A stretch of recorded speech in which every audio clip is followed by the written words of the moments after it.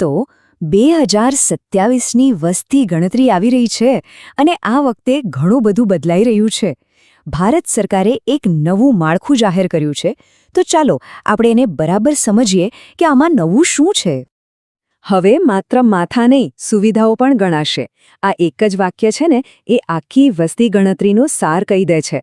મતલબ કે ફોકસ ખાલી લોકો કેટલા છે એના પર નથી, પણ લોકો કઈ રીતે જીવે છે, એમની પાસે શું સુવિધાઓ છે એના પર છે. અને આ એક મોટો બદલાવ છે. તો આજે આપણે શું શું જોવાના છીએ? પહેલાં તો જોઈશું કે પ્રથમ તબક્કો શું છે, પછી આ નવો દૃષ્ટિકોણ શું છે એ સમજીશું, પછી થોડી ઘરની અંદર નજર કરીશું, એટલે કે કેવા સવાલો પૂછાશે, આધુનિક જીવનને લગતા કેવા નવા સવાલો ઉમેરાયા છે એ પણ જોઈશું. અને હા, આટલી મોટી ગણતરી થાય છે કઈ રીતે, અને છેલ્લે આ ડેટાનો ઉપયોગ શું થશે એના પર પણ વાત કરીશું. તો ચાલો શરૂઆત કરીએ પ્રથમ તબક્કાથી. જુઓ, આખી વસ્તી ગણતરી છે ને એ 2 ભાગમાં થવાની છે, અને અત્યારે જે પણ ગાઈડલાઇન્સ આવી છે એ પહેલા તબક્કા માટે જ છે. તો આ 2 તબક્કા શું છે? પહેલો તબક્કો છે ઘર યાદી અને ઘર ગણતરી. આમાં શું થશે? આમાં ઘર કેવું છે, એમાં શું શું સુવિધાઓ છે, કઈ સંપત્તિ છે, એ બધી માહિતી લેવાશે. જ્યારે બીજો તબક્કો જે પછીથી આવશે, એમાં દરેક વ્યક્તિની અંગત માહિતી હશે, જેમ કે એમનું શિક્ષણ શું છે, કયો વ્યવસાય કરે છે વગેરે. અત્યારે આપણે ફક્ત પહેલા તબક્કા પર જ ધ્યાન આપીશું. તો સવાલ એ છે કે આ દૃષ્ટિકોણ નવો કેમ છે? વાત એમ છે કે સરકાર હવે દેશનું એકદમ સ્પષ્ટ ચિત્ર જોવા માંગે છે. લોકો પાસે કઈ સુવિધાઓ પહોંચી છે, ક્યાં હજી પણ માળખાકીય સુવિધાઓની કમી છે, બસ આ બધું જ જાણવા માટે આ ડેટા ભેગો કરવામાં આવી રહ્યો છે, જેથી ખબર પડે કે હજી ક્યાં અને કેટલું કામ કરવાની જરૂર છે. જો સાવ સાદા શબ્દોમાં સમજવું હોય તો આ ઘર યાદી અને ઘર ગણતરી શું છે? એ એક પ્રકારનો પાયો છે.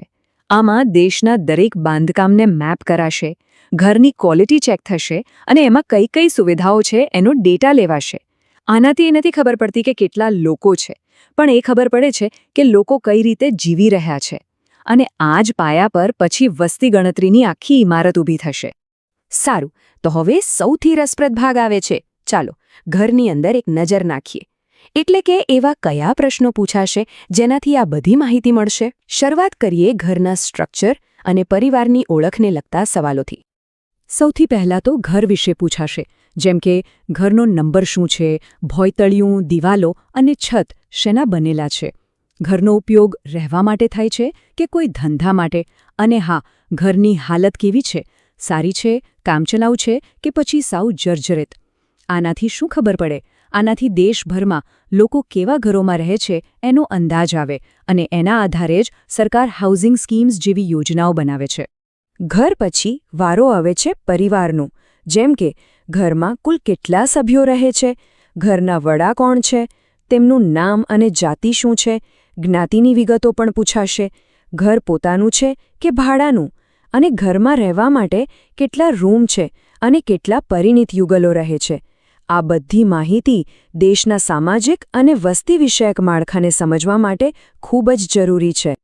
ઓકે, અત્યાર સુધી તો ઘર અને પરિવારની વાત થઈ, પણ હવે જે પ્રશ્નો આવી રહ્યા છે ને એ ખરેખર બતાવે છે કે આ વસ્તી ગણતરી કેટલી આધુનિક છે. આ સવાલો આપણા આજના જીવન એટલે કે ટેકનોલોજી અને સુવિધાઓ સાથે જોડાયેલા છે.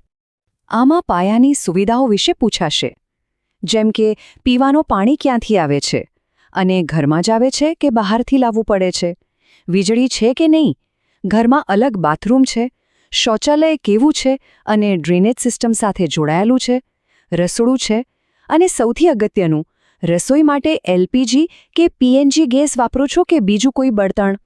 આ બધા સવાલો સીધા હર ઘર જલ અને સ્વચ્છ ભારત મિશન જેવી સરકારી યોજનાઓ કેટલી સફળ થઈ છે એ માપવામાં મદદ કરશે. અને હવે જુઓ, પહેલીવાર એવા સવાલો પૂછાશે જે આજની ડિજિટલ દુનિયા સાથે જોડાયેલા છે. શું ઘરમાં ટીવી કે રેડિયો છે? શું ઇન્ટરનેટની સુવિધા છે? લેપટોપ કે કમ્પ્યુટર છે? મોબાઈલ કે સ્માર્ટફોન છે? આ ઉપરાંત 2 વ્હીલર કે 4 વ્હીલર છે કે નહીં એ પણ પૂછાશે. આ ઇન્ટરનેટ, સ્માર્ટફોન જેવા સવાલો બતાવે છે કે સરકાર ડિજિટલ ઇન્ડિયા કેટલું આગળ વધ્યું છે એ જાણવા માંગે છે. તો ટૂંકમાં કહીએ તો આ બધા પ્રશ્નોને આપણે 4 મુખ્ય ભાગમાં વહેંચી શકીએ. પહેલું, મકાનની વિગતો. બીજું, પરિવારની ઓળખ. ત્રીજું પાણી વીજળી જેવી પાયાની સુવિધાઓ અને ચોથું ઇન્ટરનેટ મોબાઈલ જેવી ડિજિટલ વિગતો. ઓકે, સવાલો તો સમજી લીધા, પણ આટલું મોટું કામ થશે કેવી રીતે? આટલા બધા લોકો સુધી પહોંચાશે કઈ રીતે? ચાલો હવે એની પ્રક્રિયા પર એક નજર કરીએ. દરેક ગણતરી કરનાર એટલે કે સર્વેયરને લગભગ 700થી 800 લોકોની જવાબદારી સોંપવામાં આવશે. આનાથી શું થાય? કામનો બોજ વધારે ન રહે અને દરેક ઘર પર બરાબર ધ્યાન આપી શકાય, જેથી માહિતી સાચી અને સચોટ મળે. હવે આ સર્વેયર પર પણ નજર રાખવા માટે એક સિસ્ટમ છે. દર 6 સર્વેયરના કામ પર એક સુપરવાઇઝર દેખરેખ રાખશે. આ એક પ્રકારનું ક્વોલિટી ચેક છે, જેથી ડેટામાં કોઈ ભૂલ ન રહી જાય. અને માની લો કે કોઈ સર્વેયર બીમાર પડી જાય કે કોઈ કારણસર કામ પર ન આવી શકે તો? એના માટે પણ પ્લાનિંગ છે.